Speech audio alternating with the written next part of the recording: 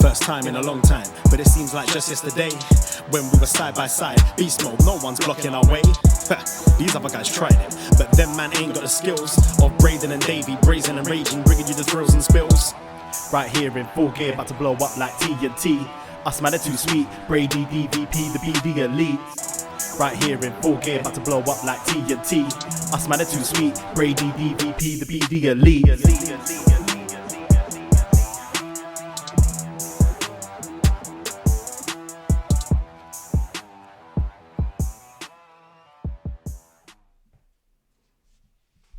Hello. Hello, hello, hello. Braden Harrington here with Davey Portman for BDElite. You found us, whatever podcast app you're using, Spotify, Apple Podcasts, whatever it may be. And of course, twitch.tv/upnextpodcast. Hello, Twitch room. Hello. Hello. It's Wednesday night. You know what that means? It's 420. Smoke them if you got them. How are you, good sir? I'm pretty good. Yeah, I'm absolutely stuffed today. Went for a bit of a meal. My mum just retired, so my brother and I took her to this really fancy golf club, hotel, restaurant thing. Okay. And it was incredible. Like three courses, but like a 3-course buffet. So you first go up to like the sushi bar and all that, and just load up on sushi and cheeses and meats and everything. And then there was like the carvery, so there was the sirloin steak, there was the chicken, there was pork belly. I keep hearing is about the carveries. Then there was like Asian food, so there was like tandoori chicken and like barbecue pork belly and it was amazing. And then a whole like dessert thing. So, you know, when you're at one of those places, like you're absolutely full, but you're like, I got to try a bit of everything. So my plate was absolutely loaded, but I'm suffering now. My tummy is like, did I really need to eat like 10 meals in one go? Probably not. Couldn't have another bite. Good. It was good. Would you like a mint?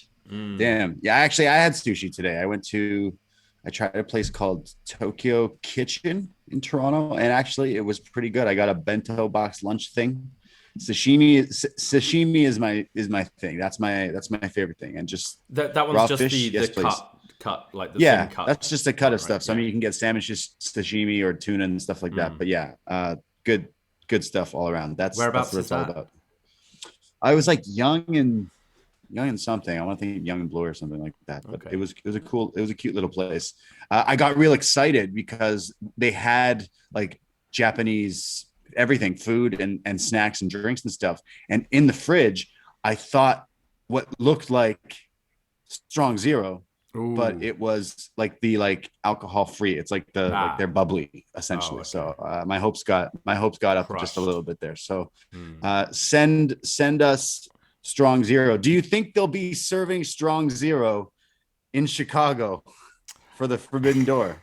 Maybe they'll import some. You'd need do it. The president of New Japan? Maybe you've got the Tony Khan with the case of White Claws, like the duffel bag of White Claws. Maybe he has the duffel bag of Strong Zeros. Do a little switch that night. Could be fun.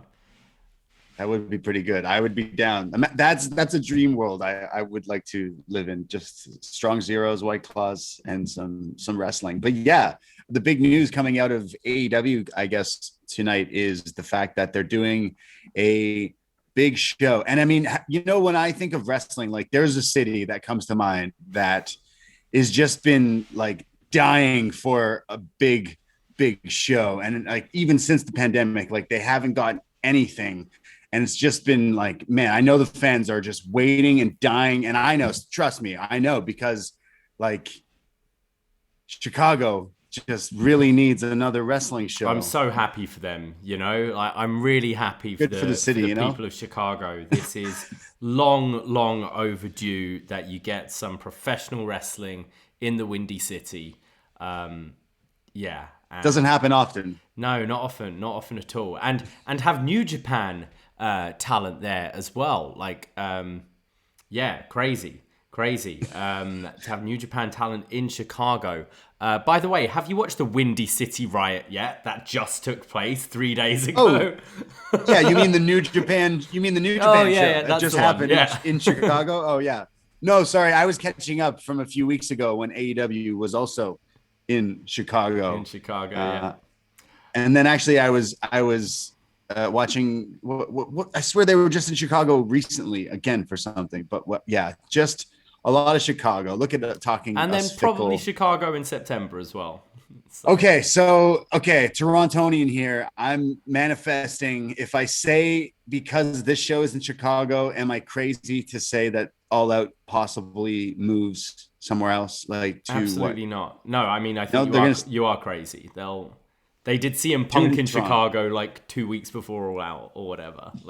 They're mad. Yeah. Okay, so Forbidden Door. It's a Sunday. I think they said June 26th, something like that, and it's taking place. It says 6 p.m., so it's kind of an earlier show, I guess. Is that something to do with the time change? It seems earlier than normal, unless they're taping a bunch of things and the actual show is at 8. But I'm not sure. But would that be Chicago time? I don't know. I'm on. Yeah, Chicago are an hour behind us or ahead of us. Ahead, maybe. They're behind of me, in Toronto Eastern time. I don't know about you. Yeah, I don't know. I'm on 5 different time zones at the same time at the moment. So they're going to be doing this show, and they promoted it. I mean, we're just going to talk about it now. It's this show they're calling the Forbidden Door, a pay-per-view, and it's a New Japan AEW crossover show here. And what's to come, what's to be, and more importantly, do we change? It's the Sunday before we're going to Detroit for Dynamite, and now I'm like, do we change the trip a little bit? I'm just like, oh, are you kidding me? Yeah, so we're gonna have to. I don't know. I need to give it a few weeks thought. I need to get back to work before I book in holidays. I would like to go. I would like them to announce the matches, and definitely would sway people, I think, to definitely like traveling. But I mean, the reason they do Chicago is because it does so well. The fans there, they love wrestling. It will be a full show, and no matter what. But I wish they announced things. So selfishly, I think a show like this that's going to be built on kind of just the matches alone, not necessarily story stuff. I would hope they'd get the match announcements out soon. Who's going to face who, because I feel this could be almost sort of non-canon, if you know what I mean. It's just you throw a card together and you can get that out early. I think definitely, especially, I mean, I'm sure there are people like us who are like, well, maybe I was thinking of doing All Out, and will that be in Chicago? And do I want to do 2 Chicago trips so close? I think it's important to get these match announcements out quite quick. But that's not really their style, is it? Think we didn't find out about Danielson Omega till about a week before. I just I love predicting things, and then when they come true, I'm like, oh, okay, cool. Like I just told myself, no, that show it's 20,000. That tennis stadium has so many people. You need a big match. It has to be that match. And then when they announced it on TV, it's like, boom, let's go. But I think I bought the ticket. Like, I would travel. Okay, Davey, what are the matches you would travel for? What are the matches if they announced it? There's got to be a handful of different ones. We talked briefly about putting together dream matchups. Now that this show is actually happening, what are some matches? Because my end game, Kenny Omega, Kota Ibushi. It's not. I don't think that's going to happen on this show. I think that's kind of a little too early there. If Kenny would even be ready. Or Ibushi even. So well, I think let's start with the centerpiece of New Japan Pro Wrestling. You've got the IWGP World Heavyweight Champion. Okada. I thought you were gonna. And I think you're gonna have to go to a centerpiece and a pillar of AEW. So I mean, QT Marshall, Okada, right? That's where we got to start.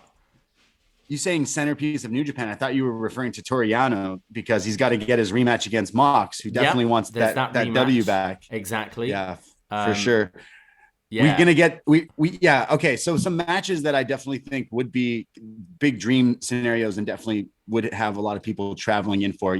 Okada versus pretty much anyone. Okada versus Punk. That's definitely something that would make sense, especially if they are doing this in Chicago. That seems like it could be pretty crazy. Another one, obviously, Okada Danielson could be another one. If Ibushi is ready, Ibushi Danielson would just sound absolutely fire.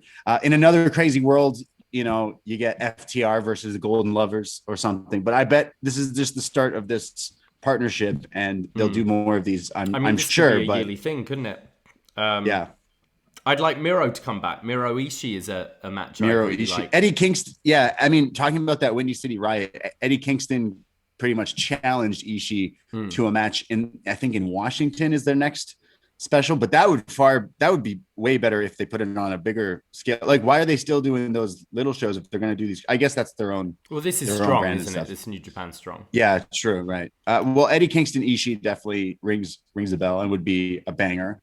I'm trying to think of some other ones that are going on right now. Oh, Takahashi versus who? Like Sammy Guevara or Darby, something like that. Cassidy. Orange Cassidy, yeah. I mean, there's so many combinations. I wouldn't be surprised if we see some like tag matches. So maybe you have like the Blackpool Combat Club against maybe you don't go to the Okada singles matches yet. Maybe you do like Okada Tanahashi versus Blackpool Combat Club or something along those lines. Like, and then you can, if you're going to have this relationship go on more, you can maybe build up to bigger things. But United Center's big. I don't know. It's how they're going to have big matches. It's what the long-term plans are. And I think maybe as a first time ever, they might do just a couple of tags to wet the whistle before having a big thing down the line. But it should be a big show. I think, I mean, both rosters have so many interesting people on where you can't really go wrong with a lot of the combinations. Yeah, you could do Samoa Joe Ishii. Also, that's another big one as well. But yeah, I do think they'll have to put at least a few big actual dream matches if it's in an arena like that. But I mean, Chicago just getting more wrestling, and I guess they always show up for it. So yeah, it looks like it could be a cool show, and I can't wait. Let us know, what are some of the dream matches you guys would want to see that you think will happen in this Forbidden Door. I also love the name. I mean, come on. I mean, it kind of had to be called this, didn't it? Yeah, it had to be that. Yeah, the logo looks cool too. So yeah, we'll be in Detroit for AEW, but now I'm like, oh man, definitely looking at that. And I still want to manifest that we get a Toronto show, hopefully soon. It'll if they're come doing sometime. Yeah, it's got to come soon, hopefully. I'm trying to think of Well, this is this is our last show. Like, this will be this time next week. I'll be back there with you. We mentioned this yesterday on Up Next, but if you don't listen to the NXT show and you just listen to this show, we'll be doing a like Thursday afternoon show next week, talking about AEW, because I'll be getting back kind of middle of the afternoon, and I don't think I'll want to be like podcasting right away, jet lag and stuff, and also I just want to catch up with friends. So I'm sure we'll be having a few bevies next Wednesday, and we'll be talking all about Dynamite with we've got the ladder match next week. We've got the match 7 months in the making, the Deeb Shida match. Like, it looks pretty stacked next week. But no, it's a stacked show. We'll get into that for sure. And we'll definitely be covering that on BDElite on Thursday next week. And obviously, as always, just follow the socials for kind of updates of times for the live show and all that kind of stuff. Before we get into the show, I just wanted to bring up something, because I'm sure next week we'll be drinking and eating and watching some AEW. I got my allergy test results today. I know I brought this up on the show last week. Did you talk about it on this show, or was it a Patreon show? I think it was one of these shows. I think it was a Patreon show. Well, I had some allergy tests, and they came back, and basically, I really shouldn't be eating cheese. I really shouldn't be having like any like cow dairy, which I tend not to, apart from cheese. I'd stick to my oat milk. Wow. Oregano, or a get out of here. Oh my goodness. All the things you like. Like, You know how I really like my Haribo's, my gummy sweets, gelatin. Get the fuck out. Wow, they just stripped you of your manhood. Vodka and tequila. Wow, this explains everything. Like, ladies and gentlemen, this man is my roommate. I mean, for the past few months, you haven't been, but those are like literally, you just named probably all the things you consume the most. And lamb as well. How are you learning? What? I mean, so it's not, lamb? it's sensitivities. It's not allergies. So it's not like none of this is going to kill me, but it's like, hey, does your skin ever get really bad? Or do you ever like have bad tummies and stuff? It's okay. I make lamb. So it's just stuff I'm going to like try and avoid, but it's not to say, of course, we're going to gorge on cheese and stuff once in a while, but just got to be a little bit more. I've gone 32 years. I haven't died, but just if I want to improve, try and not have as much of this stuff in my diet, which is probably like a good thing. I mean, I do eat a lot of cheese. So and then we went on the tequila diet for the past like year. So like that doesn't tequila and vodka. Like I keep my spirits clear, and my spirits are clear. Gin I'm just okay like my with mind. though, it says, which is weird because gin is essentially vodka based. So I mean, I don't know. Okay, well, when you come, I was gonna suggest we should go get pizza at our favorite spot, but now that you're saying you can't eat cheese and oregano and tequila, we're already discussing trips to. Well, let's go to Chicago and then take the car to Detroit, which is just gonna be pizza and pizza and pizza. Oh yeah. Oh boy, damn. Yeah, get those. There's like got to be pills. Or you just get used to pooping a lot, man. Like, that's life. Well, it's You're old all now. my eczema. That's what I want to sort out. Because of my skin. That I've had bad skin for all my life because I just live off of cheese and tequila. Those are good things, though. Those are bad things to not be able to have. Well, you're coming home next week. Yes, we're going to be chilling on the shows there. But then we'll do a show on Thursday talking about just everything. How about because I wanted to ask Cino and he's like, don't ask me. I don't watch NXT anymore. It sucks. So how about I'm thinking of taking a break off up next. NXT was just so bad that we are going to do a double up next BDElite on that Thursday. Wait, so you're telling me I've got to watch both shows now? Yeah. Because you don't want to do a show on Tuesday? Yeah. I think this is stuff we should discuss off air. I feel like we talked about this like weeks ago and kind of came up with a plan, and now you're telling me I've got to fly and then put on the John Gacy Bron Breakker saga. I don't know how fair this is. I'm already depressed that I can't eat cheese. Trying to Bron break you. Break your There'll be a show next we'll discuss this off air. I'll watch me here.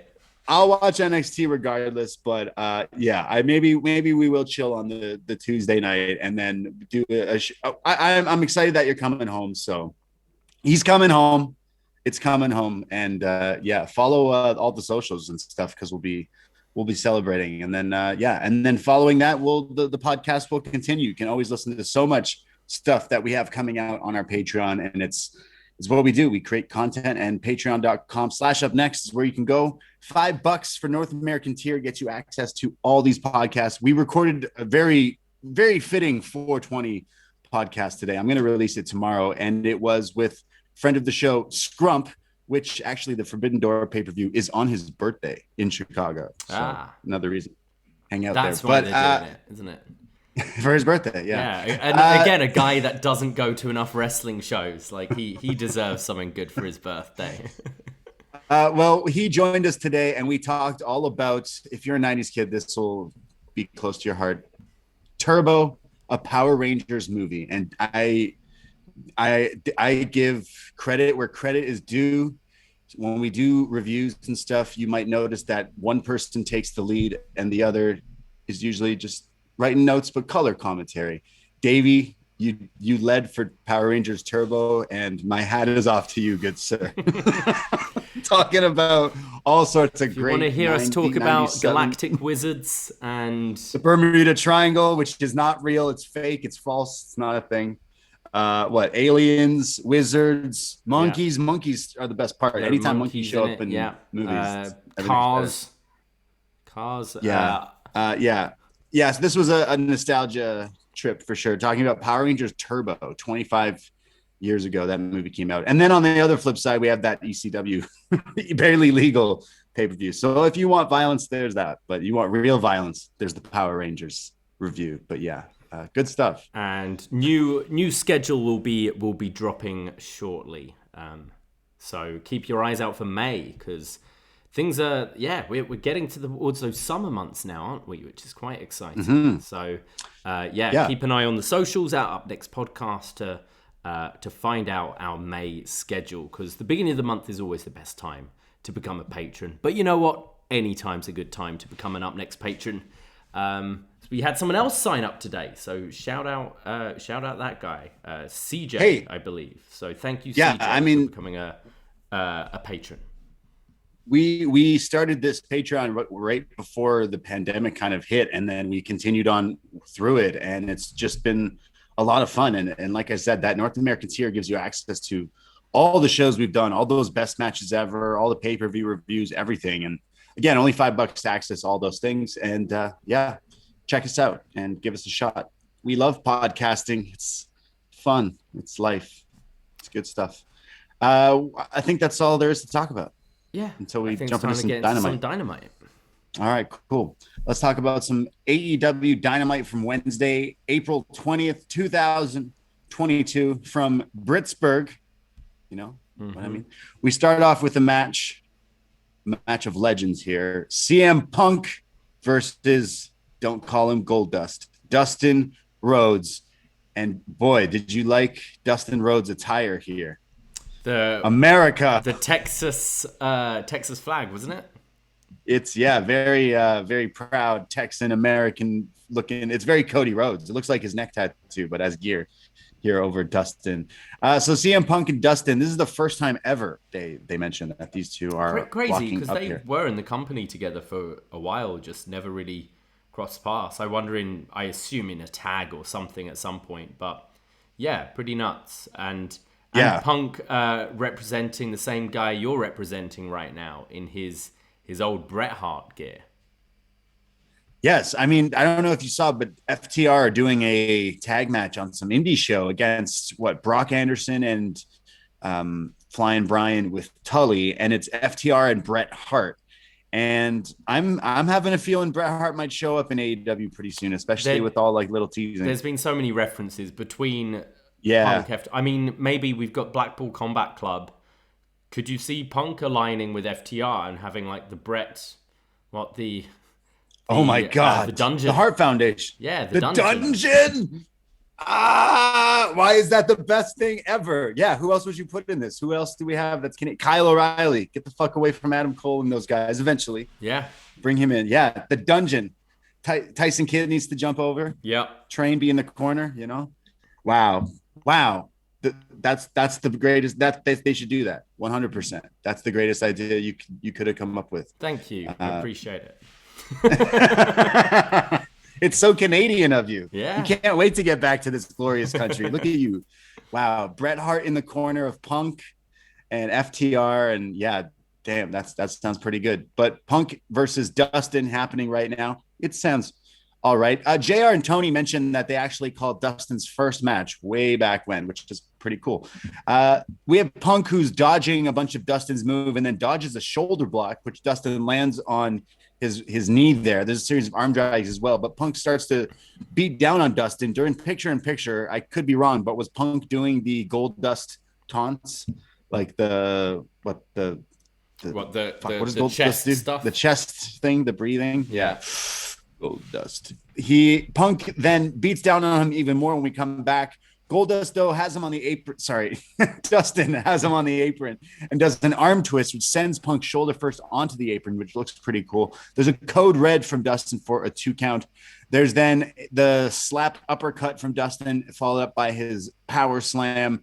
And then for a mixed reaction, but pretty loud reaction from this crowd, the crossroads from Dustin. Again, some boos there. But Punk kicks out of it. So Dustin hits him with a classic Texas-style pile driver, but Punk also kicks out of that. And eventually they're both back to their feet going counter for counter. And it's Punk who gets an inside cradle. He goes to the GTS, but his knee gives in, his injured knee from the match with Penta last week. So then he decides for the cradle instead. Yeah, and gets the 1, 2, 3, and Punk beats Dustin, and they do a respect. They did a code of honor before the match, but they do the respect angle here as well. But what did you think?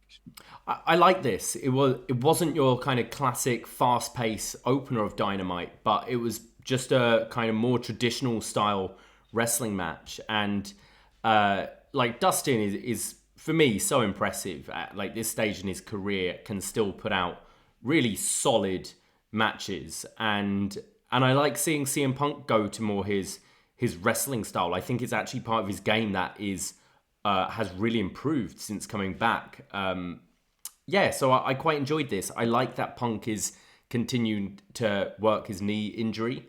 I think it's something he should keep up, because I think if we're going to Hangman Punk at the pay-per-view, I think that's a great thing to add for that story, that maybe his knee could give out on him. So I think that's something he should absolutely keep up. Whether it was just an accident that it kind of came from that botch last week and they were like, oh, just work the knee. I think it's cool that he's continuing it. But yeah, I enjoyed this first match here. Yeah, it was slow to start, but then it slowly got into like another gear. And I thought both guys looked pretty good near the end of it. And the Crossroads was a good spot, especially this is the first time since Cody and everything. But as you kind of mentioned, after the match, Punk is on the entrance ramp about to leave when Hangman Page music hits. He comes out and there's a stare down from Hangman and Punk, because Punk was also for the past few weeks been ghost titling, which you know what that means in pro wrestling. He's gunning for that championship, which if you ask me, that sounds like the main event of Double or Nothing. Yeah, Punk and Hangman, I would say. You've now got about 5 weeks to build to the pay-per-view. You can start having the promos, some more. They're saying, after this match, Punk is 17-1. So I don't know. He's right up there in the rankings. So maybe a couple more wins on TV, and he'll definitely be number one to go for that. But yeah, I that's an interesting match, babyface, and I can see the crowd. This crowd are interesting when it's face versus face, because this crowd here, there were a lot of people behind Dustin, and there were some boos for Punk for the people that were cheering Dustin. But I think Punk Page, I feel a lot of people could turn on Adam. Yeah, 100%. But that sounds like the big money match I would do for Double or Nothing. And yeah, I would like to see that match. Again, I think I say every week, but Old Man Punk is my favorite version of Punk. I think everything he does is done purposely, and it's the little things that add up. We go to Wardlow, who's backstage with Mark Sterling with some security guards. He's got his match later tonight, but in order to go to his match, he's asked to be escorted and handcuffed to the entrance. So he gets handcuffed, and Sterling says, "Oh," and MJF says, "Eat shit, pig. Thanks." And Wardlow replies, "Oink, oink, bitch." See, what did we say last night on Up Next? Adding bitch to anything. It's great. So oink, oink, bitch. Wardlow's ready to fight the Butcher later tonight. But yeah, this was pretty quick. Mark Sterling's all over these shows now, isn't he? It's great. He's pretty good in the role, but it's just like you then look and he's front row and you're like, wow, you ran really quick from backstage to get there with Tony Nese. That last week. You can't leave Tony. It happened again this week. He was just chatting to Tony Nese, and then he's with Jade, all over the place. We go to our next match, which is the Blackpool Combat Club, meaning Danielson, Moxley, and Yuta versus the team of Brock Anderson, Dante Martin, and Lee Moriarty. Danielson comes out with his music, Mox with his, and Yuta with his. I think I'm not a fan of Yuta's music. He kind of changes gear. He's got like the blood on his gear. I found this funny because I wrote in my notes, Yuta's borrowed Jay White's pants. And then later in the night, Jay White comes out, and I'm like, oh no, he probably did literally borrow his pants and just write Yuta on them. Yeah, it has but the it was. BCC, I liked it. I think it's a better look for him than especially in this role now.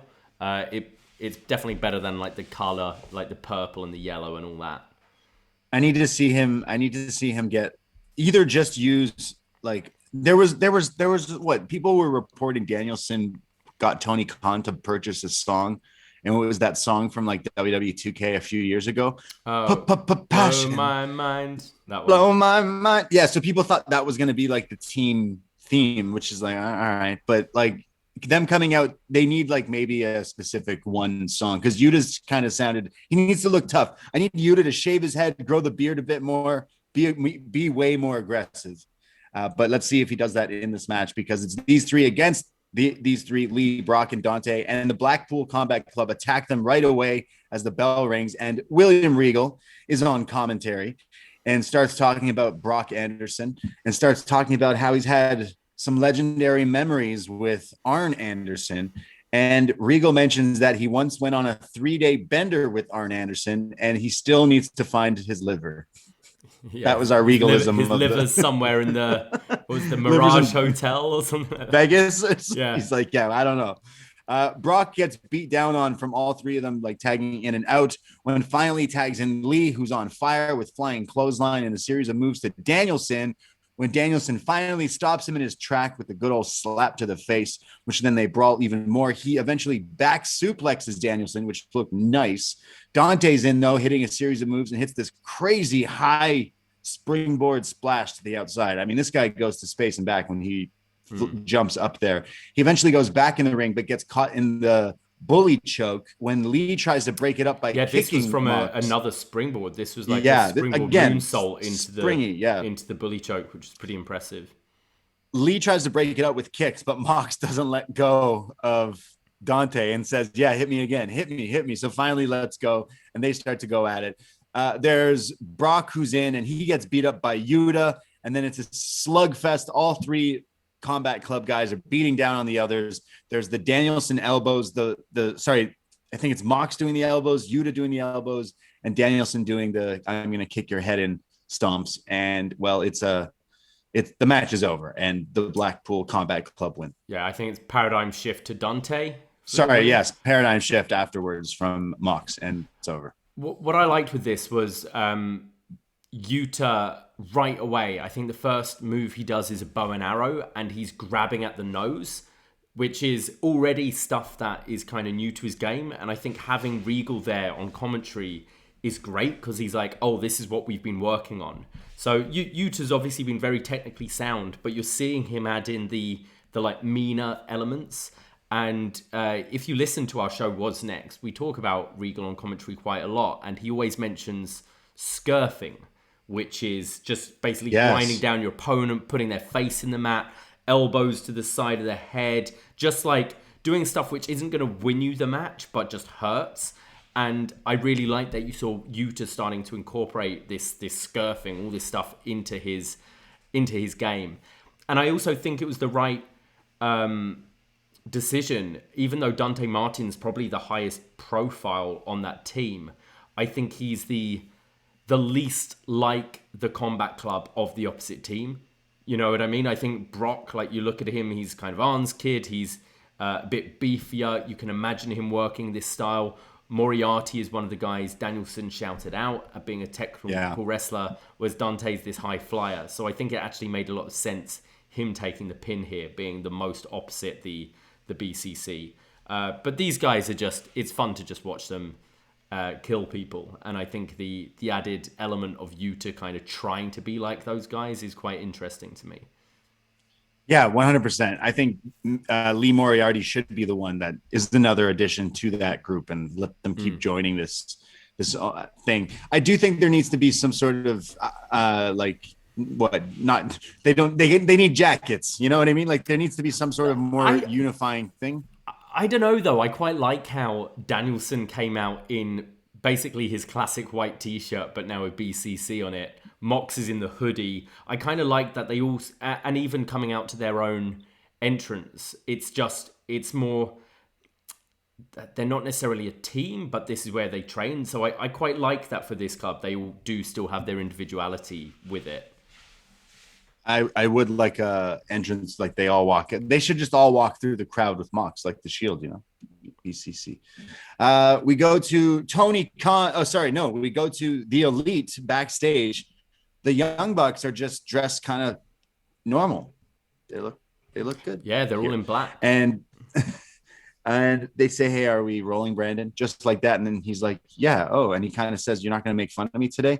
And the Bucks are sad. And Kyle steps in and goes, guys, what's going on? Where's the Young Bucks we know? Where's the rompers? Where's the $5,000 shoes? Where's the feisty Bucks? And the Bucks say, look, I know we don't see eye to eye. And Kyle says, yes. Well, we may have lost to Jurassic Express, but tonight I'm going to face Jungle Boy and beat him to go into the Owen. And Kyle says, don't worry, because we are still the undisputed Elite. Finally saying that name. They're not going with the Paragon, the undisputed Elite.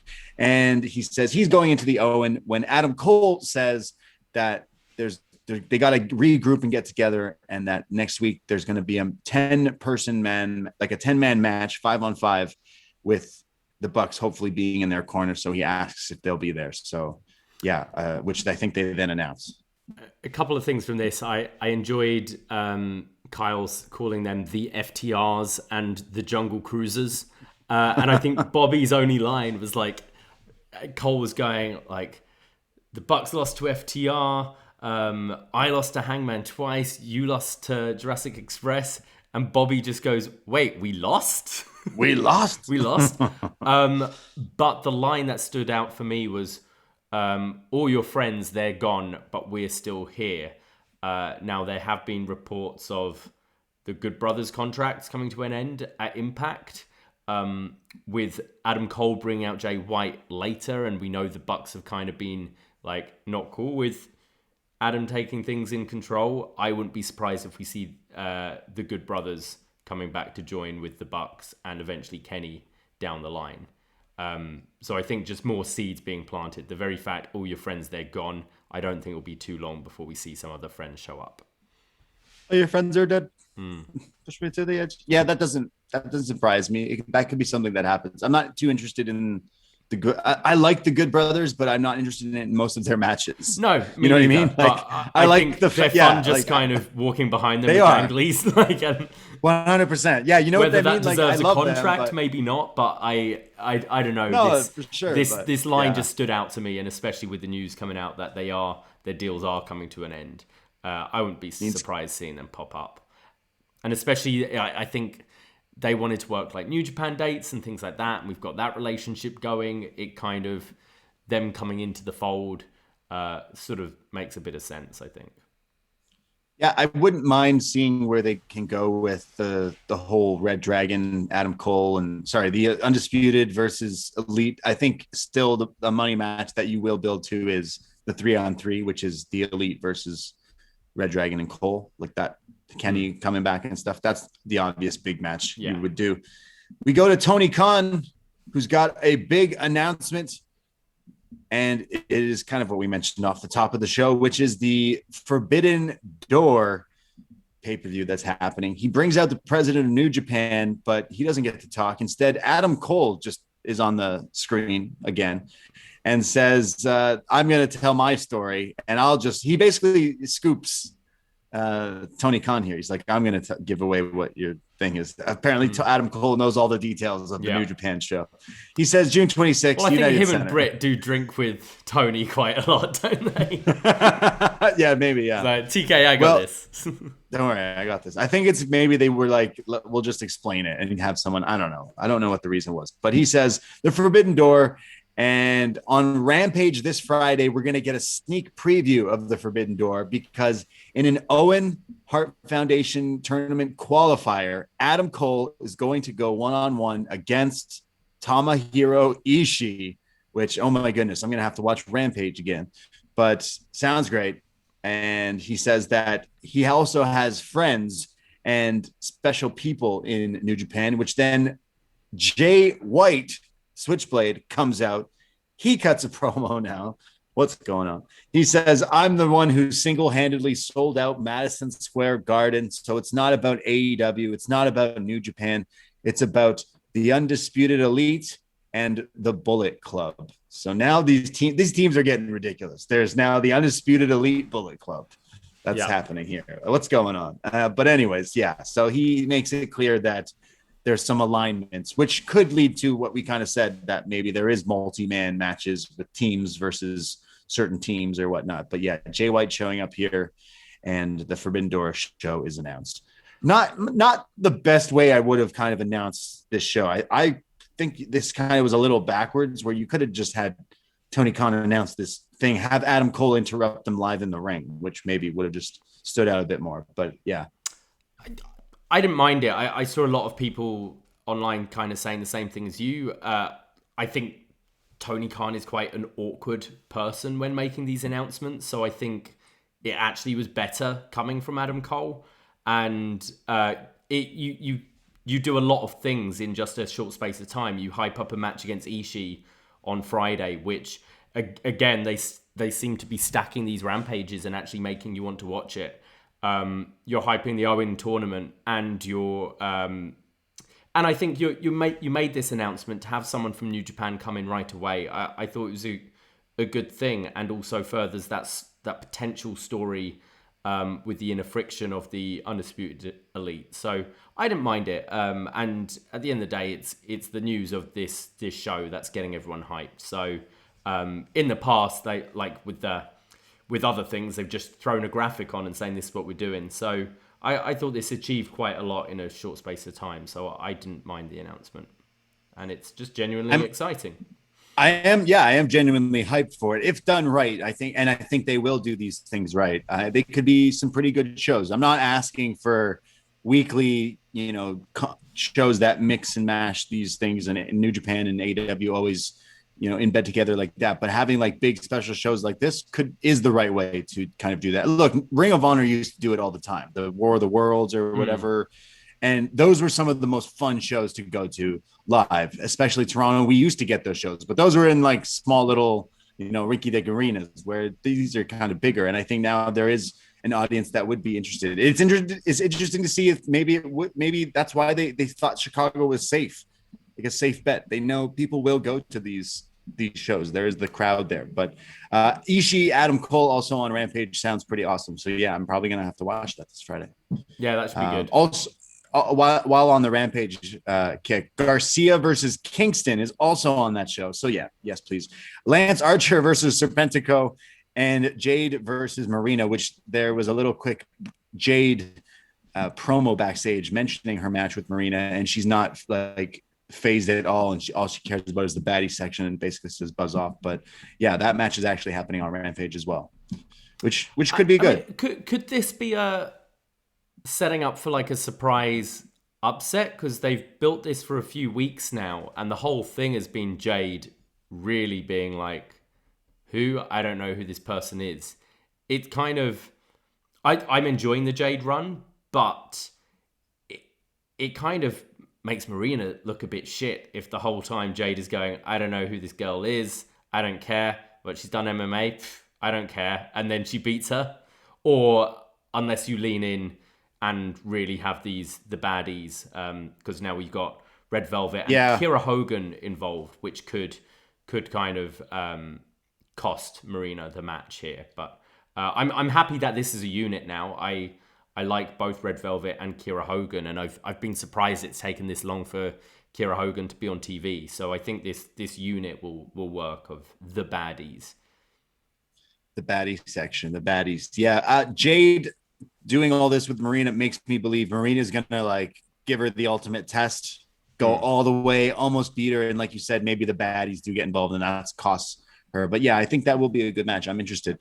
Jade, for me, the character and everything she says is great. It's still just kind of the wrestling, but I did like her match. Was it with Tay? With Ty on the pay-per-view? Yeah, the pay-per-view match was good. She's gotten better. Yeah, she's got better. I like that match than the other women's match on that show.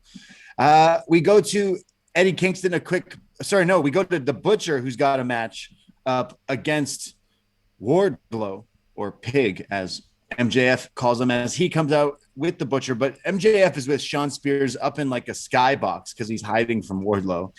And MJF talks about what Ben Roethlisberger. The quarterback for the Steelers. Yeah, I remember that guy. Yeah. He then says, Wardlow, nobody likes you, and you're not even going to get music tonight. So Wardlow comes out with security while he's handcuffed, and then just his lights, and he walks out, no music, and then he's going up against the Butcher.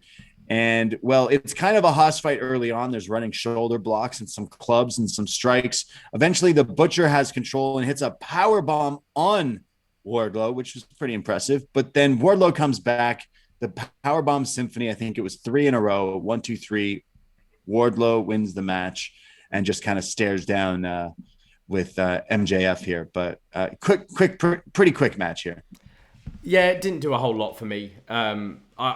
I like both guys. It was meat slapping meat, but I don't know. It didn't do a whole lot for me, to be honest. Yeah, well, MJF is pissed in the box, and we'll hear from him a little later. Eddie Kingston has a promo, and he's talking about Daniel Garcia, and he says, I can't wait to get my hands on you. I can't wait to hurt you. He says, Jericho, I want you to watch what I do to Garcia. And Garcia, your friends and family in Buffalo ain't going to recognize you after I beat you up.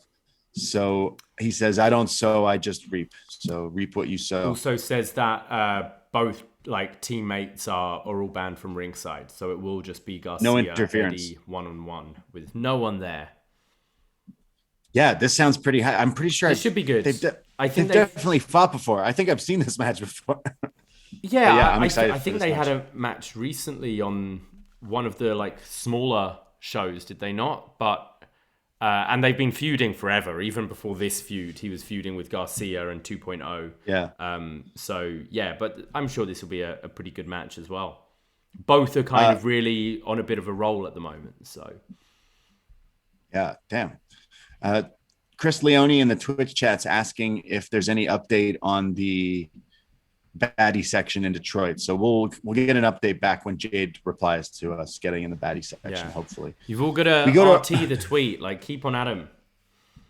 Get at Jade. Well, from next week we can start taking photos together, can't we? The three of us.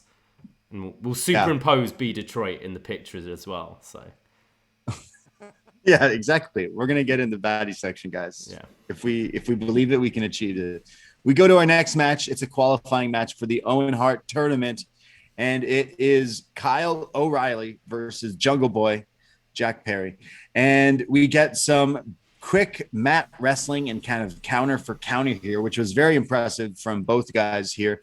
Kyle eventually counters the classic rope jump arm drag from Jungle Boy right into an arm bar. Yeah, this is like, lovely. Again, smooth as hell. And Jungle Boy realizes he's in trouble, quickly grabs the ropes. Kyle remains in control, hits 3 butterfly suplexes, but on the third, like, makes it almost like a face buster flattener. During picture, Kyle works on him even more. But when we come back, Jungle Boy finally sends Kyle to the outside, hits a tope, and then another one to the outside, and then comes in but gets dragon screwed, but eventually counters another move into the jumping tornado DDT, but rolls through into a guillotine of his own. So commentary here, we're actually pretty good at being like, oh, wow, so Jungle Boy is now taking Kyle to his own kind of game here. He could have just went for the pin off his, like, one of his patented moves, but instead he's taking Kyle to the mat with the guillotine. Eventually, though, Kyle gets out of it, but runs into a belly-to-belly into the turnbuckle. There's then a series of running forearms. There's a trio of roll drop kick.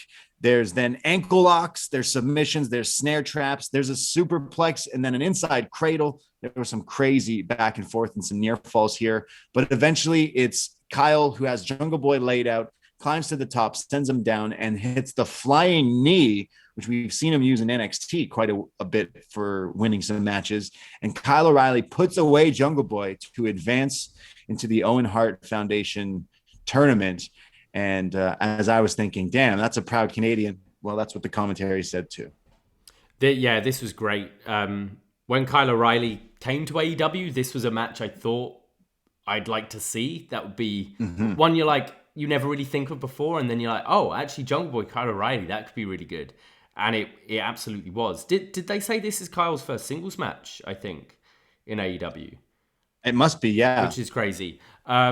I love the little touches Kyle does. Like whenever he hits a suplex or whatever, he'll always keep the sort of headlock still in.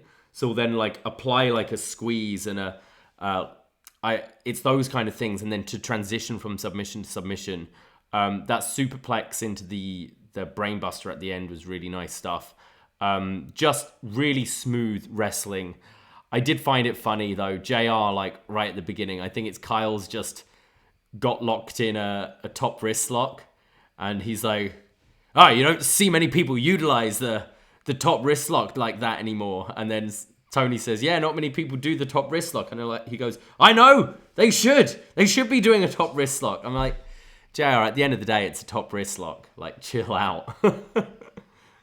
No, JR, I want to see topes and super kicks and Canadian destroyers. No. Don't try to control the narrative here. I want a whole match of a top wrist lock, please. But no, this was my match of the night. This was easily, really, really good stuff. The kind of wrestling I really love.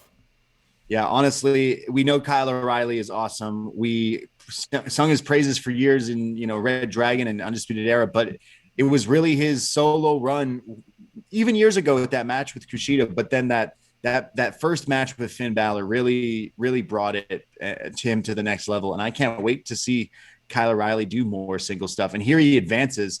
Yes, a proud Canadian here in this Owen Hart tournament.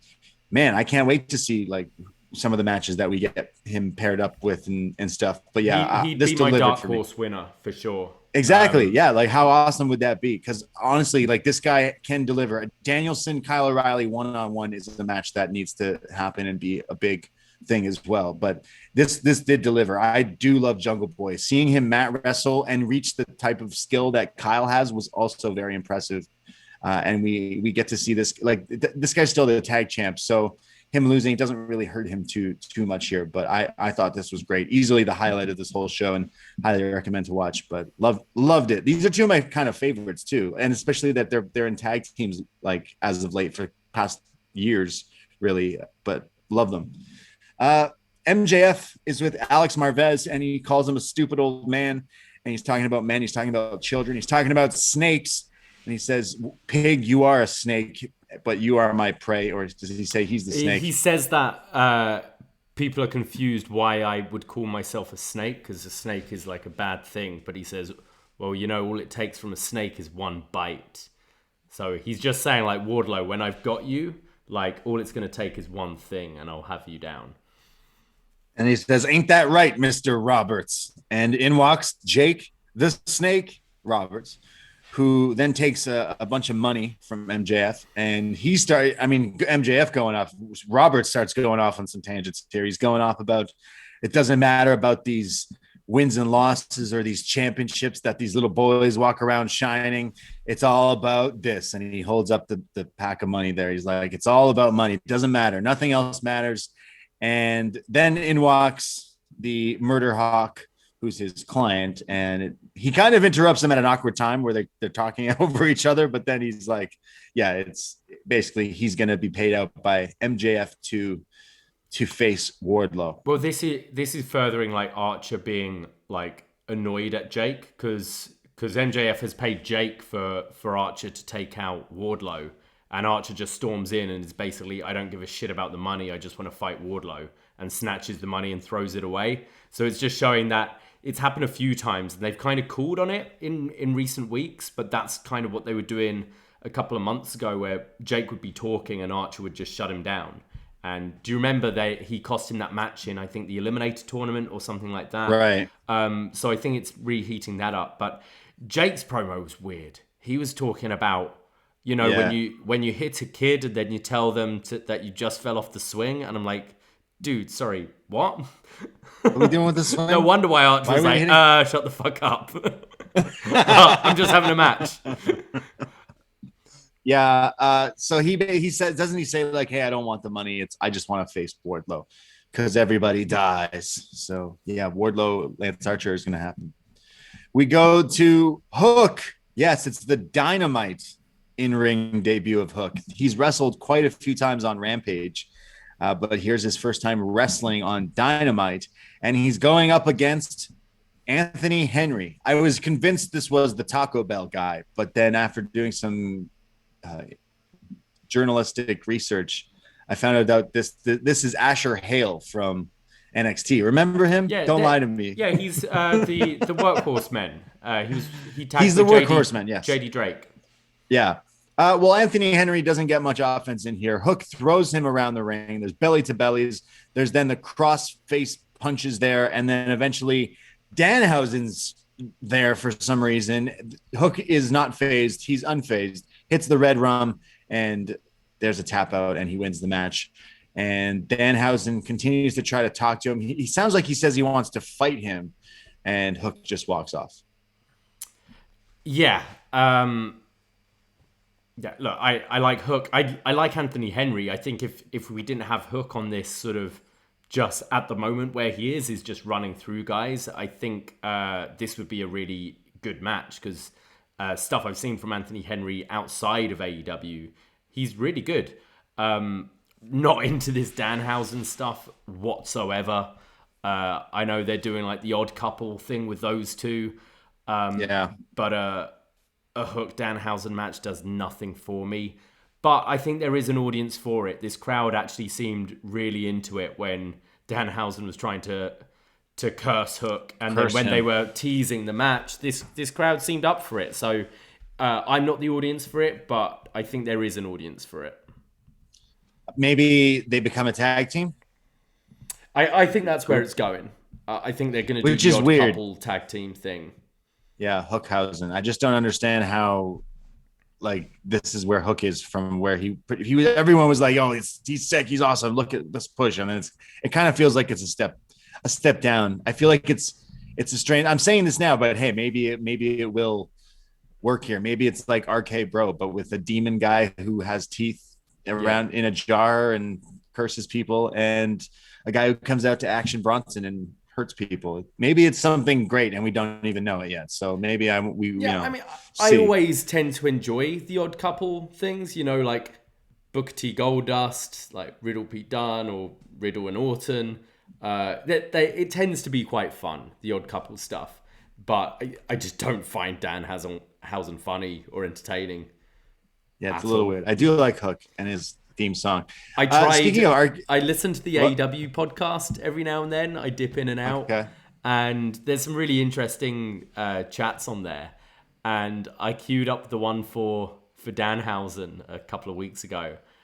Got through about 30 seconds, and it was just him in character, and I was like, no, I can't do it. Yeah, he's for different. It's different. It's different for sure. Speaking of RK Bro, though, did you see that? Did they put out an RK Bro 420 shirt? Oh, yeah. WWE finally being like, yeah, weed's cool. It's fine. It's great. Man, RVD saw that today and was like, fuck's sake. You serious? All those times. God Different world now. Different times. Yeah, it is. Well, we get Frankie Kazarian backstage. Hey, look, it's Frankie Kazarian. And Scorpio Sky is there with him.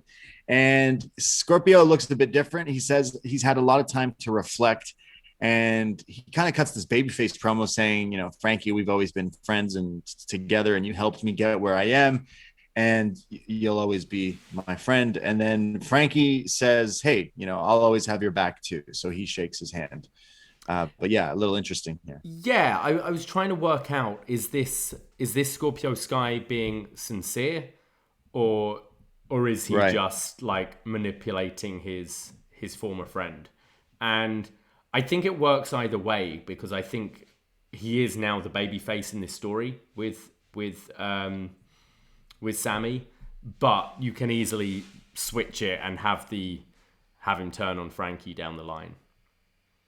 Yeah, because I wasn't a fan. I know they're like capitalizing on this heel Sammy Guevara, but I wasn't a fan of them taking the belt off Sky on Rampage last week, which we haven't really mentioned. Battle of the Belts? Battle of the Belts. We didn't really talk about it.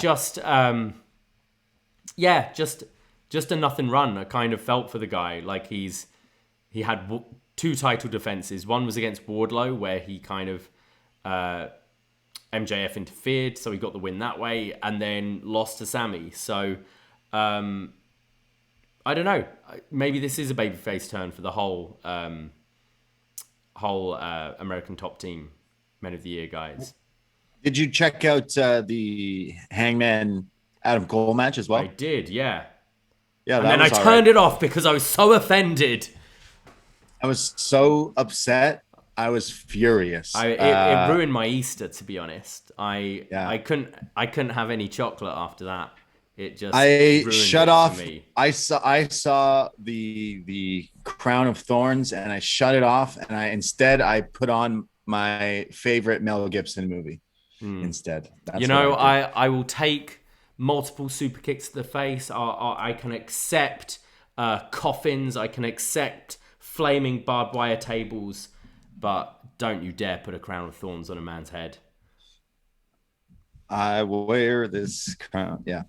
We go to Sammy. Sorry, there's a video for Thunder Rosa as well, talking about how she finally slayed the beast and she's looking to double or nothing. Again, kind of how they treat their champions. Like, yeah, this is a little video. You just give you a video package. Except here's a champion, the new champion, TNT champion, Sammy Guevara, out in the ring with his girlfriend, Tainara Conti. And he says that he's a 3-time TNT champion. And he says, I did it, and I did it with you, the love of my life. And this is when he's cutting a promo, and he goes, I don't know why all these people here, you turned on me. Why did you turn on me? And there's just a series of boos for Sammy Guevara here. And he says, I know why you boo me. It's because my girlfriend is hotter than yours. And then they both talk into the mic and say, be mad. And then they kind of make out a little bit. When the Men of the Year come out, and here we have Ethan Page and Scorpio Sky with Dan Lambert, but they're in a different mood here. They're definitely like kind of playing the baby face. Ego tells him, you better shut up before we kill you, essentially, is what he's saying to him. And then that Scorpio is upset about this loss, but they want a rematch. And Lambert says that these people don't like you, Sammy, and then goes off and mentions, was it his grandfather used to say that the youth is wasted on the young because they lack experience, and Sammy, you lack experience, and says the only reason we're not sending Sky and Paige down there to beat you up and give you a pounding that your girlfriend dreams about is because we want this rematch. You know, we're gonna respect that. But this is when Sammy says, I don't care about your dead grandpa. And then gets more booze. He's a heel now. I don't give a shit about your dead granddad. Yeah. It reminded me of, you know, that like meme of that kid, you know, the kid who's like, it's a video in like a classroom and the kid's like, don't make me say it. I'm going to say it. I don't care. You broke your elbow. You know what I'm talking about? You know what I'm talking about? Yeah, you have to look it up. It's like, he's so mad. I don't care. You broke your elbow. I don't care about your dead grandpa. So Sammy is now a heel, which I think is easily the right way. I think you could have leaned into it even more so. The crowd are right there in the palm of your hand, and the best you could do is, I don't care about your grandpa. I think it was all on his delivery. Yeah, I think he's a good heel, but I thought he was a little weak in this segment. Yeah, I think Sammy is capable of taking this heel character and making it a big thing, but I think he could have leaned into it a bit more.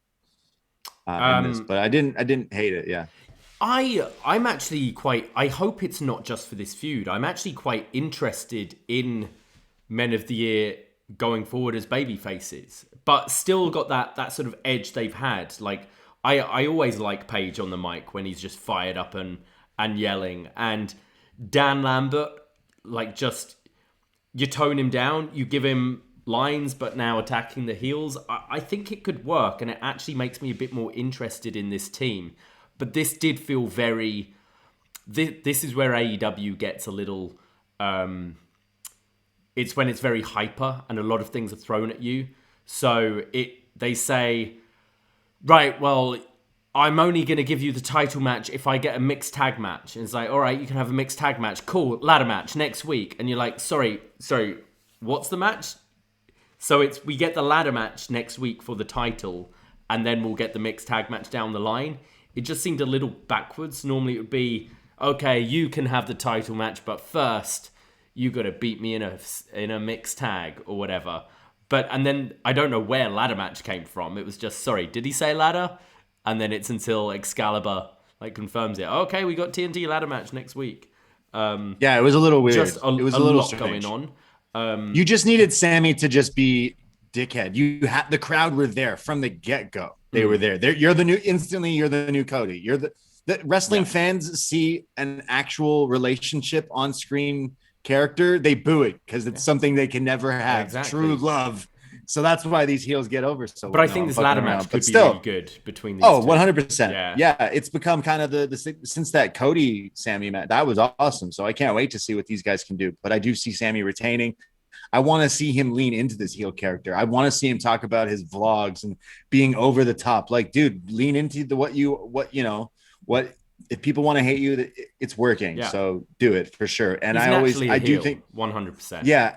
And I do think Sammy, like in ring, is still just fantastic. So like speaking of New Japan crossover stuff, like I mentioned, Ospreay, Sammy would be awesome, but Sammy versus like one of the juniors would be pretty interesting as well. But yeah, this was good. It was okay. I think I'm interested in the Sammy character though, and then the ladder match sounds good. We get the House of Black backstage as one of these videos where they're in the dark. They're always chilling in dark rooms. Yeah. They're pretty much like our kitchen right now because the light in the kitchen blew yesterday. So this is pretty much I just walk around like the House of Black in the dark now. The House of Black say you refuse to draw blood, and the House of Black had to change the narrative. Great choice of words there, guys. He says the house needed to do so. There will be ashes, will be washed away by your shame. The house is owed a debt. So next week the sun dies. So the House of Black. He talks about Icarus flying too close to the sun, but we are the sun. Something like that. I was confused. Still are they still talking about Fuego? I think so, because Del Sol, the sun. Insert everything we said about these guys from last week and move on. Oh God. What the fuck are they talking about? This is, they're going to be pushing Bron Breakker off of perches soon, aren't they? No, I think these guys are, like I said last week as well, I think these guys are on the back burner until there's bigger things to come. But yeah, they this become is still more and more lame to me every week. They become posers. It's like, cool, you've got tattoos and you wear black.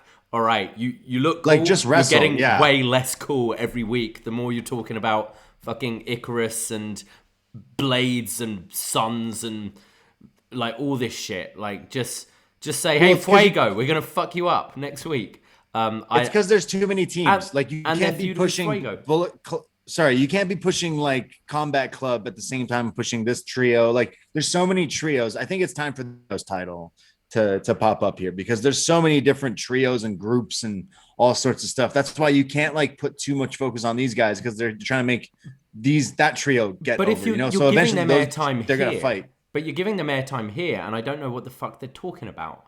And this is every week. So if you're gonna give them the time, at least make it substantial. And this isn't. This is just hocus pocus bullshit. Don't fly too close to the sun. Yeah. Next week, the sun dies. Therefore, the world's coming next week. Yeah, they're going to murder Fuego. Yeah. He doesn't have Cody to back him up. No. He's dead. Betrayer, Cody. Yeah, wow. Too fast, too Fuego. We go to our next match. It's a qualifier for the Owen. It is Danielle Camella versus Brit Baker. Do you recognize Danielle Camella? Vanessa Bourne. Bad and bougie. Yeah, we used to talk a lot about her in NXT, and this is the first time she's showing up here in AEW? I think so. At least on Dynamite. Yeah, I think she's maybe done some dark and elevation and stuff, but yeah, this first Dynamite match. Well, Britt Baker has a huge Pittsburgh entrance. She's got the black and yellow. She's got the Steelers. Everyone's got the towels. She's even got Pittsburgh Steelers with her. I'm sorry, Harris and I'm sorry, I don't know who these people are, but Freiermeyer, I think it was. Najee Harris and Pat Freiburg or something. We don't care. Yeah. We don't. Shout out Steelers. Steelers. Shout out. I watch you throw a ball in Pittsburgh. Well done. Good for you guys. I watch real football. Okay. CFL. No. where wrestling legends are made. Britt Baker versus Camella here, and Pittsburgh is super hot for DMD here. There's some back and forth attempts here. Danielle kind of trying to show off some of her technical ability, and then grabs at one point the Steelers towel and starts swinging it around in the air, kind of taunting Britt Baker. When Britt gets fired up and starts beating her down, hits her series of moves like the swinging neck breaker and then the stomp. Don't let Will Ospreay see you do the stomp here. He'll get really upset. Then we have DMD lock in the lockjaw, and it's a tap out with one of Britt the Baker wins gloves instead of the, Steelers gloves. Yeah, great. Go Steelers. There's a promo after, but the match was pretty quick. Yeah, it was a short match, but I thought it moved in slow motion. I didn't think it was very good at all. And which I think is a shame, because I think Britt Baker in Pittsburgh should have had a bit of a more high profile match and a bit more of a banger, but she wasn't going to have it here with Danielle Camella, unfortunately, who I thought just moved a little slowly. And I did find it funny when JR's going, "Oh, I don't know much about Danielle Camella. What's she done?" And they're running down like her gymnastics and cheerleading background, and then moved into pro wrestling. And then he goes, "Oh, I heard she went to Arizona State." Of course, JR, you heard she went to a university. No idea about the Fed that she was in, but yeah. Yeah, I'm surprised JR wasn't telling me more about the Steelers. I know. And the football stuff. Yeah, Danielle didn't look too impressive here. We weren't too big on her in-ring work. In NXT, I always thought she was kind of a good character. She played that like kind of bratty character, and that was fine, but the wrestling never really worked. This was just to get the crowd hyped to see Britt. She then cuts a promo, but Britt Baker trying to cut a promo when she's tired and she's gassed exhausted here. Was pretty she's like, "Let me tell you." She's like the friend in Malcolm in the Middle here, like slowly. Remember that? Dude always talk and breathe and then talk. Yeah, that was her. She says, "Let's be honest, the women's division is a disaster without me. Let's look who we have here. Ruby Runaway. She needs to run away, that redheaded little rascal. Then there's Toni Storm. She has the opportunity to face my girl Jamie in the round 1. And Tony, if you thought cake in the face was bad, Jamie's going to mop your face up. You're going to want to leave this company too." And then you get a series of ooh from the crowd. She then calls out Jade Cargill and says, "What, you have a baddie section, but you don't have a baddie section here because you think Pittsburgh is ugly? Well, we all know the only people wanting to see Jade wrestle is the one she gives free tickets to in the baddie section. And with her new additions, Red Velvet, I beat you. I beat everyone. I'm the true baddest bitch on lock. Your future Owen Hart winner, DMD." But yeah, basically calling out Jade, which I think could also be your double or nothing TBS women's title match. Yes. Brit versus Jade. Yeah. Yeah. Or well, Brit's saying she wants to win the Owen as well. So perhaps. But we haven't really. I don't think we've seen Brit since the match with Thunder, have we? So I wonder if this is a bit of a reset, and she's in Pittsburgh, so she's going to be the face tonight. But I wonder if they're turning her baby face fully after this. Interesting. There was no Jamie Hayter or Rebel with her tonight, just the football players. I thought the content of her promo was good, but she normally delivers this stuff a lot better. And as you said, she was quite out of breath. So it just didn't really have the punch to her promo that she normally does have, which was a shame. I just thought this was... they make a big deal of hometown people, and I thought this was a little underwhelming for Brit. Yeah, you would expect they get a bigger matchup just because she's the big star there. But yeah, you watch the show, she looks like a star, especially every time they come here.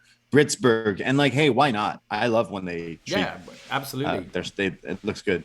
We get a promo video for Sheeta versus Deep. This feud is still going on, and you know what? 7 months. I ain't mad at.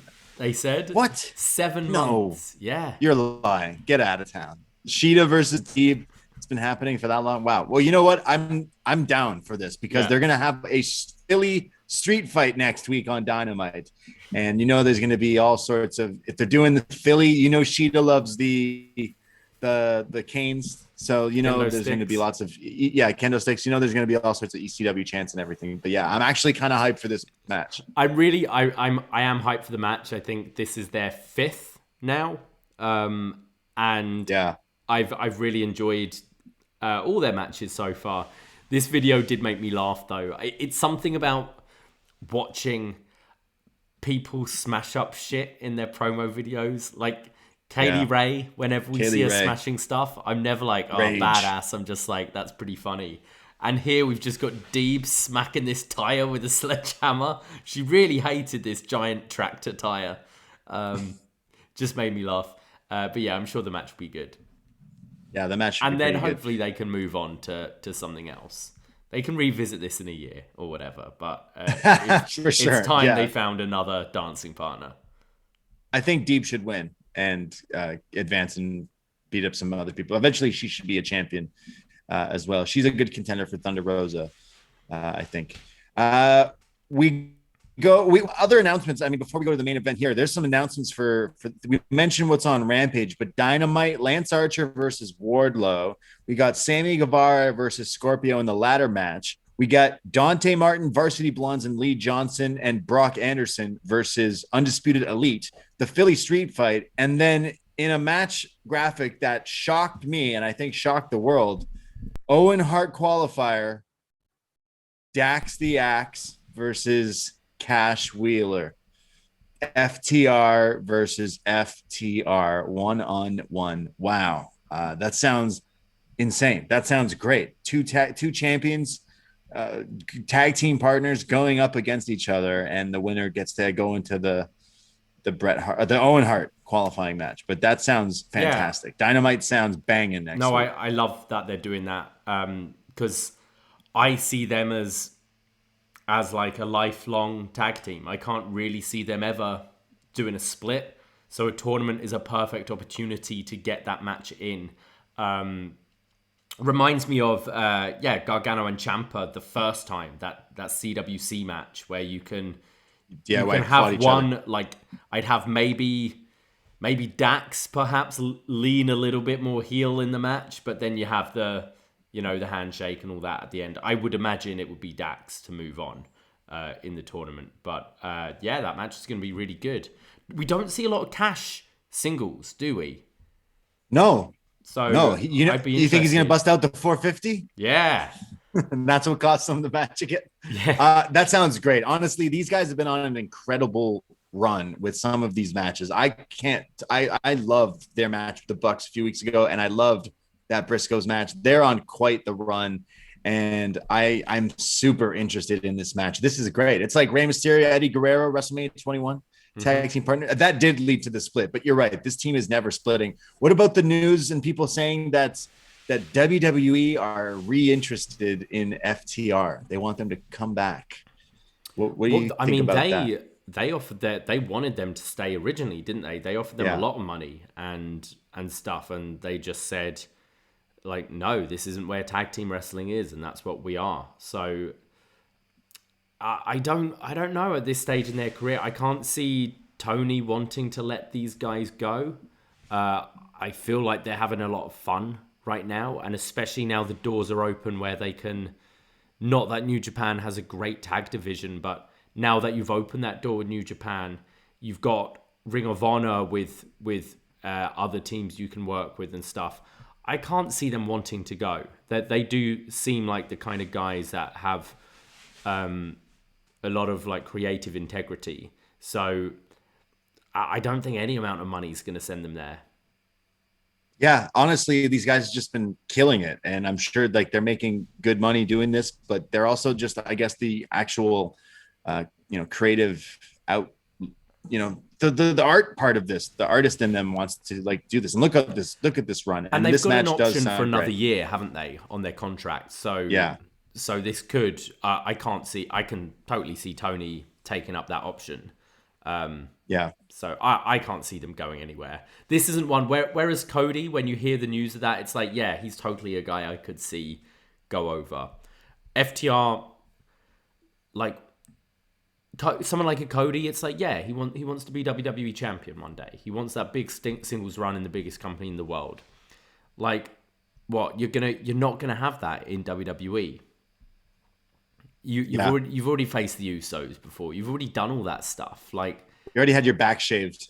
You already almost had those outfits. They've those held gimmicks. the tag titles a couple of times over there. Like, they don't really mean a great deal. And unless WWE really make that tag division prestigious, and I think the tag division right now is the best it's looked for a long time.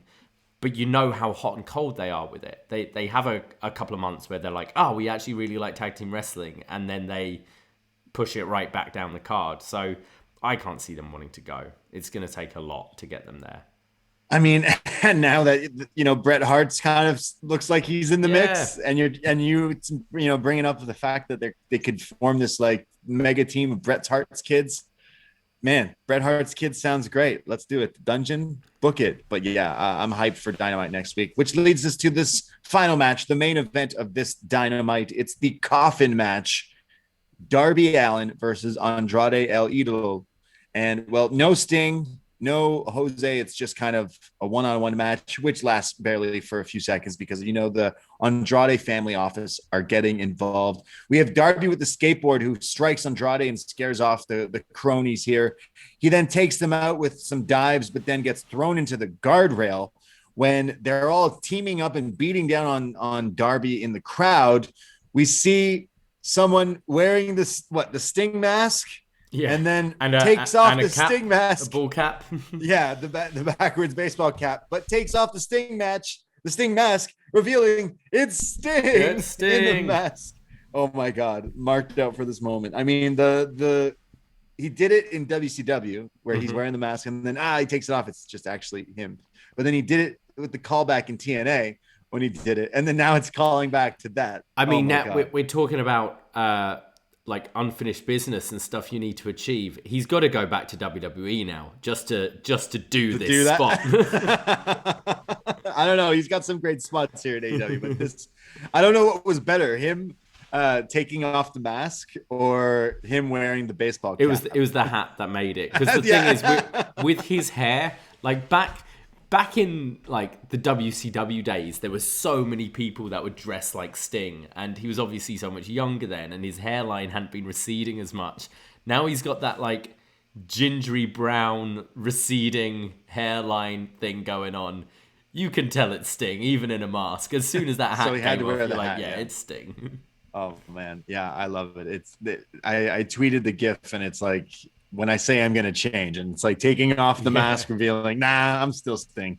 But Sting is in the match. He helps Darby. He's beating up these guys. They're all fighting around the crowd. Sting is like climbing up through like one of the concourse areas. There's a chair shot from Mark Quinn to Sting, which is huge, to the back, while they're both hanging on this like concourse area. But Sting no-sells it, gives him the Sting death stare, sends him down, and they're all like hanging below. And we've seen Sting do this a few times, where he then dives off this part of the arena onto everybody. Holy shit, Sting's still doing these crazy jumps. Insane.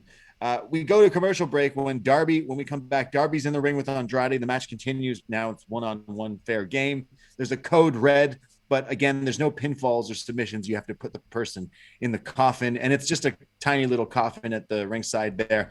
Andrade, though, beats up Darby coming back from counters. There's a German on the outside. He tries to put him in the coffin.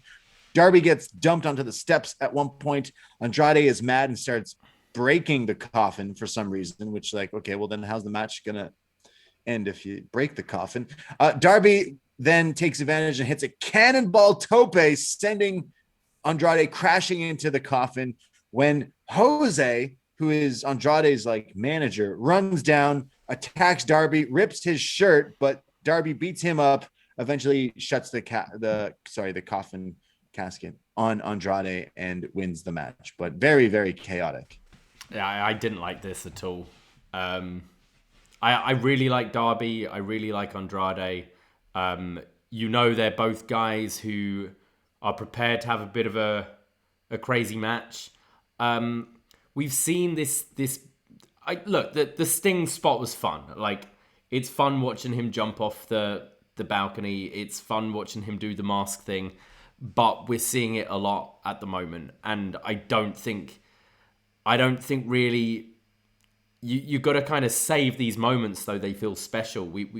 Like I said the same about the Hardys. It was 3 weeks in a row of Jeff just jumping off a ladder through a table. Is Mark Quinn and the Blade really the two you need to do this spot on in a match you're not even in? I don't think so. and Darby and Andrade could have just had a really good match. The Ethan Page Darby Coffin match was leagues and leagues better than this. Leagues better than this. Like, the only thing I enjoyed was that Tope Suicida cannonball into the coffin. I thought that was cool, but also you saw Andrade just positioning it perfectly. Jose, like, he's jacked. Like, he's jacked. He's take ripped. The top off just to take this bump on the thumbtack coffin. I found it really quite dull, which is surprising for these two. Yeah, they didn't get a lot of time. It felt like it was very rushed. So maybe things like got pushed back and they lost a lot of time. But it felt really messy. They had enough. Look, they had 15 minutes or whatever. I feel like it was less with entrances and stuff. But I felt like the Sting. Look, I always go crazy when Sting does these crazy spots because he actually still looks fantastic doing it. I think they just used it to kind of help boost this match because it didn't really have much heat to it. There was just spots to be spots. Like, sorry though, but we saw Andrade versus Cody in a random last-minute street fight. We've seen Darby in so many of these matches. Like, these two are very capable to just have a massive, crazy, hardcore brawl. You didn't need the other guys there at all. I was expecting more of the Lucha Underground Day of the Dead casket match. I wanted a whole gimmick, a whole story and everything, but it felt like it was just kind of all over the place. And then after the match, Darby's celebrating in the ring. Oh, look, the Hardys just come out and pose and do the delete thing on the entrance ramp, kind of staring down Darby like, hey, good job. It's like, what? You didn't come out and help him when he was getting beat up by like 6 people? Just all over the place. This show felt like it was on drugs at sometimes with this up and downs of just weird stuff. But overall, like, I still enjoyed the show, but I did not like this main event. And I think what really made me like the show and put me in a good mood was kind of still seeing this kind of Blackpool Combat Club thing move forward. But clearly that match of the night was Kyle O'Reilly, the Jungle Boy. That really made me go, man, that was awesome. Yeah, I thought it was a pretty weak show. The announcement obviously is exciting of the New Japan show. There wasn't really much story progression in anything at all this week. And that Kyle O'Reilly Jungle Boy match was really good, and that was worth the watch. But other than that, I thought it was a kind of lackluster Dynamite for me. Yeah, I think next week will be a lot better. Like, it sounds stacked. Even Rampage sounds awesome. Ishii on the show, so that sounds great. So I am looking forward to seeing where they go. And with this New Japan stuff, I mean, they have a pay-per-view. They have Double or Nothing to promote, which I'm sure will be awesome. I do think we're going to see Hangman Punk. Maybe Wardlow MJF is also a match you could put on there. FTR versus Jurassic Express is where I would go. Or Red Dragon or something along those lines. But FTR going for the AEW titles would make a lot of sense as well. What else would you see on Double or Nothing? What would you book for that pay-per-view? I mean, it's 5 weeks. They're going to start announcing. Sorry, what did you say? The tags? Hangman? Yeah, FTR Jurassic Express. Yeah, I think so. Yeah. Hangman and... Do you do... what do you see as the final for the Owen? Is that happening on that? Yeah. Oh, Cole versus Kyle? Yeah, I'm not sure. In a conference? No. Go for it. Ishii versus Kyle, no. Thunder Rosa's next opponent, who would you see that as being? Serena Deeb. Okay. Yeah. Yeah. I know. I think it's Punk Hangman's definitely a big one. Probably Mox and Danielson in some sort of tag, or you wouldn't break that up yet. Trios, you think? Red Dragon and Cole versus the Blackpool Combat Club, or no, the Best Friends probably would want that spot, right? If they're back from any injuries. Yeah, but we've seen that, haven't we? I don't know. With Trenton, I don't know. Yeah. And then, of course, the New Japan crossover show, the Forbidden Door, that's later. That's in June. So, I mean, then they'll have about a month to promote that and give away. So maybe they don't announce those matches until like up to that point, which really sucks. But I mean, there's going to be some big matches. I know people are going to be like, yeah, we want Kenny versus Ibushi and Kenny Okada again, or there's so many different Dragon v Dragon is another one. Why didn't we mention that as well? I mean, that's got to happen. That's the big money match as well. But lots of dream matches happening. Tony Khan, the ultimate GM mode, just in real life, just White Claws, having a good time, booking wrestling just because he wants to. Good for him. Bless him. And I hope this Ring of Honor Warner deal or whatever, something happens with. It sounds like Ring of Honor is going to get a streaming service. They're going to do something with a streaming service, and Ring of Honor is a whole different show and stuff. But pro wrestling. Thanks for listening, guys. We appreciate you checking out BDElite and chatting all about Dynamite. And of course, go check out Up Next to hear us talk all about the awesome show that NXT 2.0 put on last night. Just awesome. I would recommend going and watching the entire show as well, just to if you didn't. And then, of course, all the shows on our Patreon as well, because we do so many different podcasts. And we'll be back next week. Listen to Shot in the Dark as well on this feed, but we'll be back next week with some reunion with Davey P coming home. So we appreciate you guys. Join the Facebook page, find the Facebook group through that. And of course, at Up Next Podcast on Twitter and Instagram. I myself, Braden Harrington, I'm on Twitter, Instagram, even goddamn TikTok at the Bray D. And you can find me at Davey Portman. That's it. That's all. Take care. Goodbye. Be safe. And oink, oink, bitch. Ahoy!